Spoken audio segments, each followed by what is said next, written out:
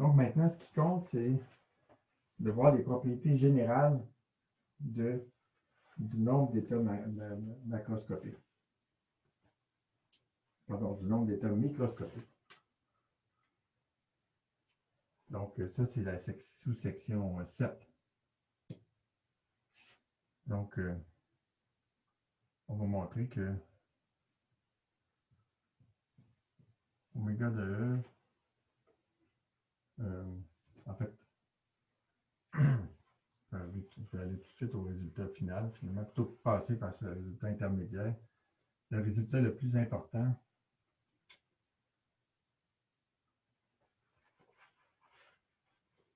ça va être que le log de oméga de E va être proportionnel au nombre de degrés de liberté fois le log de l'énergie par degré de liberté. Évidemment, ça n'a pas les bonnes dimensions, là. C'est-à-dire que ça prend une énergie microscopique ici pour que l'argument du log soit sans dimension. Mais voilà. Ce qui est important, c'est que le logarithme de l'énergie qui intervient ici, puis F, le nombre de degrés de liberté. Bon, première affaire, qu'est-ce que je veux dire par le nombre de degrés de liberté?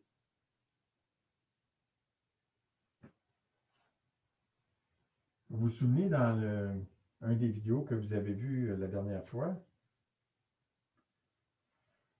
Donc, il y avait des systèmes de spin, puis on a vu qu'il y avait comme une espèce de longueur de corrélation. Hein? C'est-à-dire que quand il y avait des régions qui étaient blanches, bien autour, il y avait d'autres bonnes probabilités que ça soit blanc. Puis quand il y avait des régions noires, bien, il y avait des bonnes chances qu'il soit noir. Autrement dit, ici, c'était corrélé. Puis tout le monde bougeait à peu près ensemble. Il y a toujours des patchs un peu de cette grandeur-là. Mais ce qui est important, c'est que chaque partie ici est statistiquement indépendante de l'autre. D'accord? Les choses se passent justement comme s'il n'y avait pas de corrélation. Alors, quand on a des particules sans interaction, hein, comme mes spins tantôt, ou des particules d'un gaz parfait où il n'y a pas d'interaction, ben, le nombre de degrés de liberté, c'est égal au nombre de particules. Mais pour être un peu plus général, il faut parler du nombre de degrés de liberté. Hein. Cette distinction-là n'est pas super importante à ce stade-ci, mais quand vous allez arriver, par exemple, en mécanique quantique ou dans des systèmes statistiques un petit peu plus compliqués, effectivement, c'est le nombre de le nombre de degrés de liberté qui apparaît. Donc, on a défini F dans le nombre de degrés de liberté.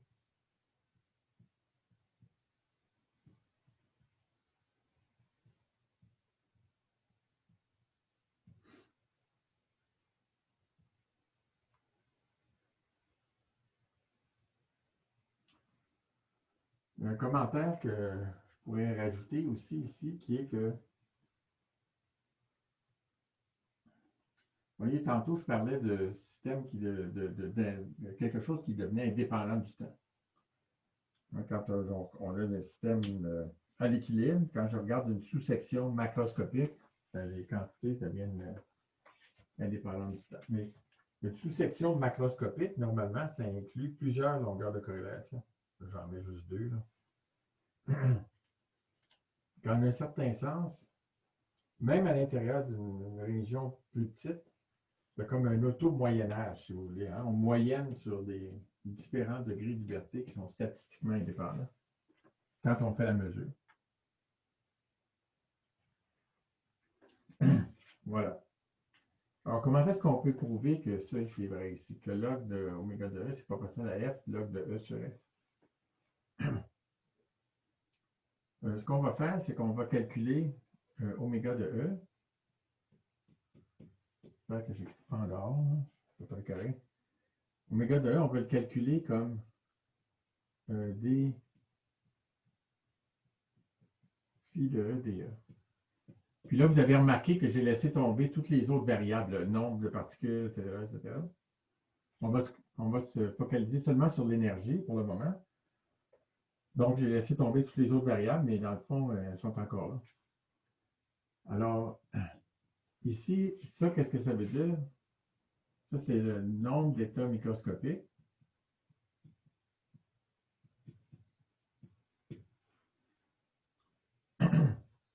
Ayant une énergie E plus ou moins delta E. Donc, ça permet de faire une erreur. Maintenant, donc, le phi, le grand phi ici, ça va être le nombre d'états microscopiques.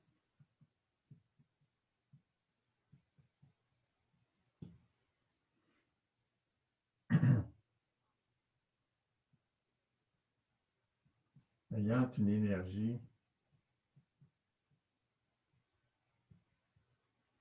plus petite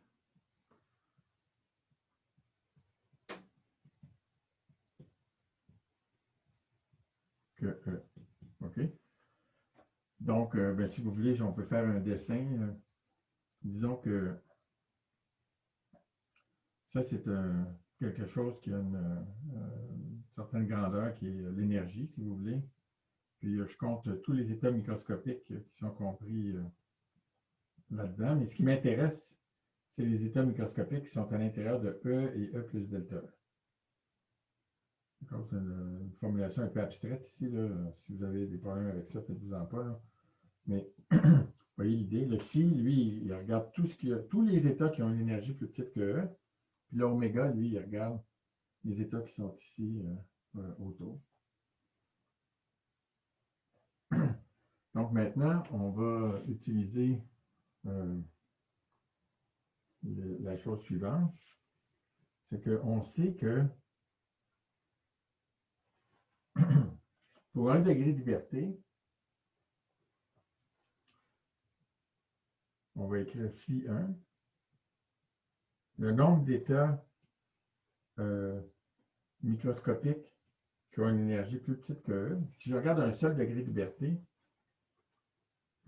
c'est proportionnel à l'énergie dans ce degré de liberté.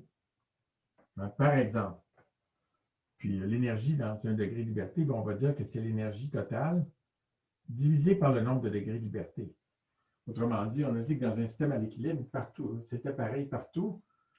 Donc, dans chacun des degrés de liberté, en gros, il va y avoir l'énergie totale divisée par le nombre de degrés de liberté. Bon, pourquoi c'est vrai ça? Bien, si on regarde l'oscillateur harmonique, par exemple, l'oscillateur harmonique, on avait que l'énergie, c'était 1/2 plus m h bar oméga.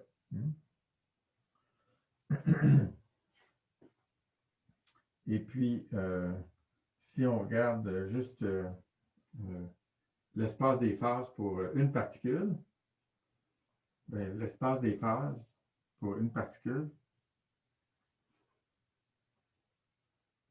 l'énergie, le nombre d'états microscopiques, c'est ce qui est compris dans l'espace des phases ici, QP. Puis, ça va dépendre donc de l'énergie totale, parce que ça, ça s'agrandit ici selon l'énergie. Ça, c'est le setter harmonique classique. En passant, pour le setter harmonique classique, hein, si on divise les cellules en cellules, si on divise l'espace des phases en cellules de grandeur H, on peut répondre à des questions comme par exemple si la particule est comprise entre E et E plus delta E, quelle est la probabilité qu'elle ait une valeur de Q donnée? Il faut regarder tous les états.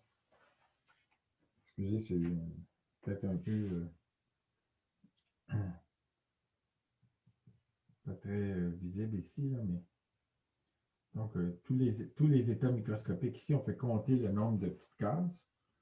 Puis si on veut savoir la probabilité qu'il y a une certaine valeur de Q, là, il faut regarder le nombre de cases ici, le nombre de cases là, pour un DQ donné, puis divisé par le nombre total d'états. C'est toujours la même idée, là. Il n'y a rien de rien de différent. Donc, je reviens à ma discussion. Donc, le nombre d'états microscopiques pour un seul degré de liberté qui est accessible, c'est proportionnel à son énergie totale. Monsieur, j'aurais une question. Oui, oui. Vous avez divisé E ici, là, quand vous dites E divisé par F, là, E c'est un scalaire? Oui, C'est l'énergie? oui, oui, oui, hein, c'est toujours l'énergie ici. OK. Mais E représente l'énergie totale, dans le fond? Oui, l'énergie totale ici, là. Donc, ce système-là ici, il y a une énergie totale qui est E. OK. Puis, si je regarde un degré de liberté ici, ben, l'énergie dans ce degré de liberté-là, ça va être Et E E sur le- sur le nombre de degrés de liberté. Tout simplement parce que dans un système à l'équilibre, c'est pareil partout. D'accord? Donc, l'énergie va se répartir partout de façon OK. identique. Est-ce que ça clarifie l'affaire?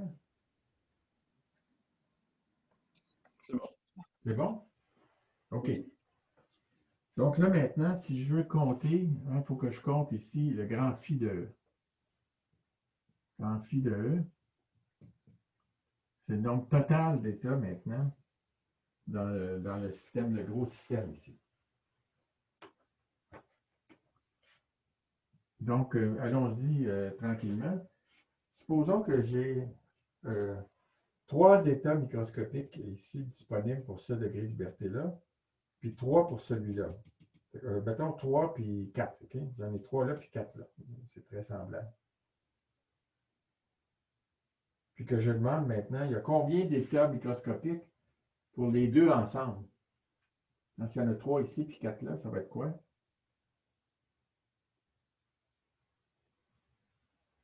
C'est 3 plus 4 ou 3 fois 4?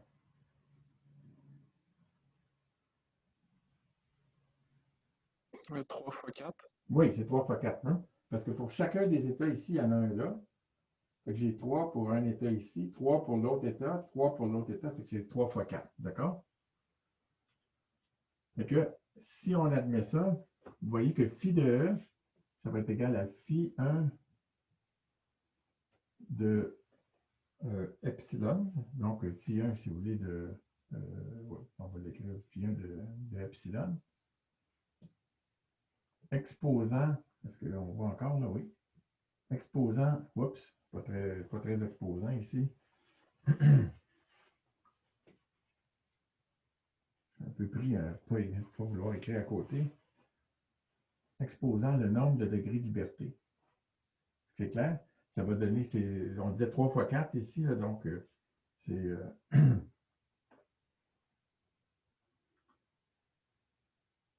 voilà. Est-ce que c'est bon? Donc maintenant, il faut que je calcule d phi dE delta E.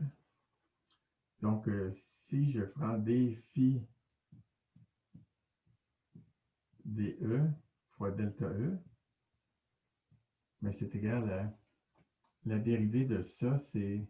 Il ne faut pas oublier que le petit e, c'est grand E sur F. Donc, ça veut dire que ça, c'est F fois la dérivée de phi 1 par rapport à E, donc euh, par rapport à F fois epsilon. Epsilon, c'est E sur F, donc E, c'est F fois epsilon. Fois phi 1 exposant F moins 1. D'accord? Ça, c'est juste l'expression pour dériver x à la n. D'accord? X à la n, c'est la dérivée, c'est n fois x à la n moins 1. Mais ici, on utilise la règle de la chaîne, donc il faut dériver phi 1 par rapport à f fois epsilon. Donc, puis ici, j'ai delta. Fait qu'on voit encore, oui. Donc, le f, c'est une constante. Donc, je peux simplifier le f. Et puis maintenant, là où je voulais en venir, qui est ça ici, c'est ça que je veux prouver, cette relation-là ici. Donc, allons-y.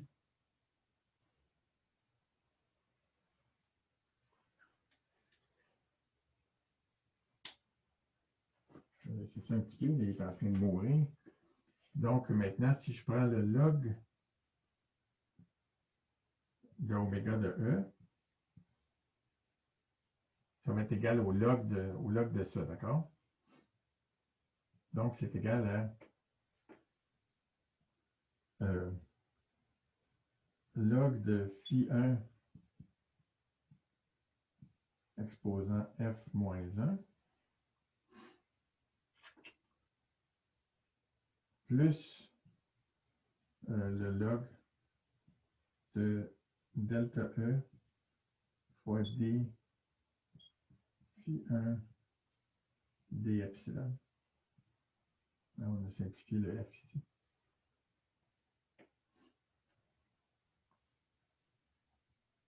Là, qu'est-ce que j'ai fait? J'ai juste utilisé le fait que log, ça, on va utiliser ça souvent, fait que souvenez-vous-en, là, ça, ça va revenir tout le temps. Log de A fois B, c'est égal au log de A plus le log de B. D'accord? C'est ça que j'ai utilisé.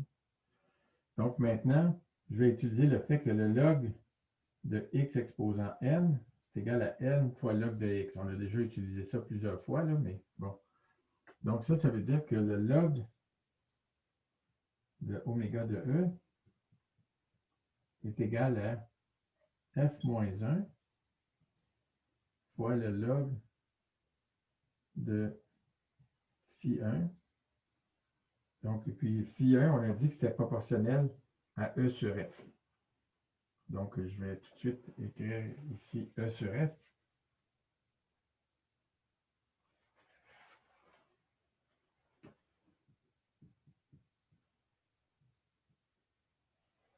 Plus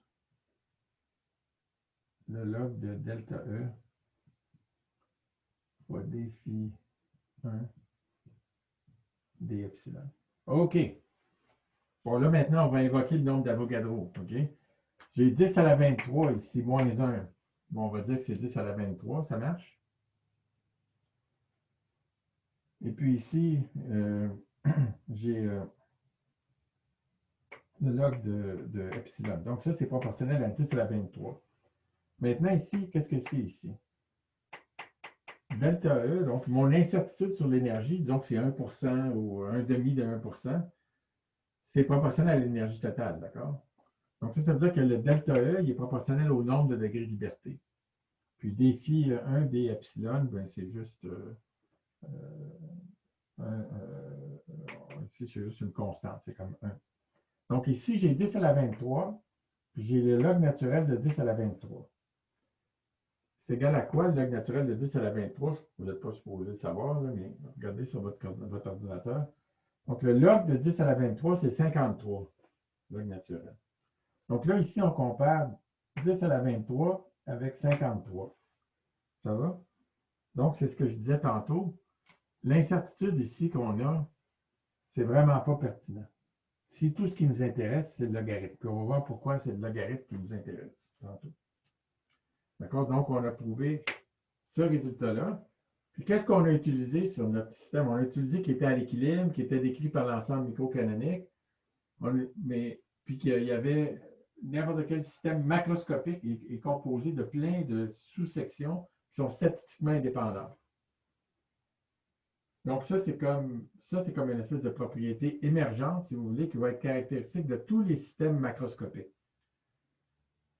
Donc, ce n'est pas spécifique à aucun système en particulier. Ce qui est fondamental, c'est que le log du nombre d'états microscopiques à l'intérieur d'une énergie delta epsilon, c'est proportionnel au nombre total de degrés de liberté fois le log de E sur F. Voilà, donc c'est juste ça qu'on a à retenir de cette section 7, mais c'est super important. Vous allez voir, ça va revenir dès le prochain cours 10 qu'on va faire maintenant. Là. Donc, on prend 5 minutes de pause, puis je vais revenir avec le cours numéro 10 où on va continuer ça, puis on va pouvoir commencer à parler encore une fois pour les systèmes macroscopiques de qu'est-ce que c'est la chaleur, qu'est-ce que c'est les interactions mécaniques, etc. Est-ce qu'il y a des questions? Oui.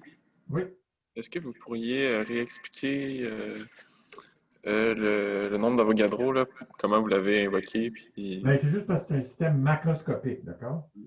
Donc, dans 1 gramme de matière, en gros, j'ai un nombre de matière solide, j'ai un nombre d'Avogadro de particules. Donc, quand on fait de la thermodynamique ou de la mécanique statistique, on travaille toujours dans la limite où le nombre de particules est très, très grand. OK?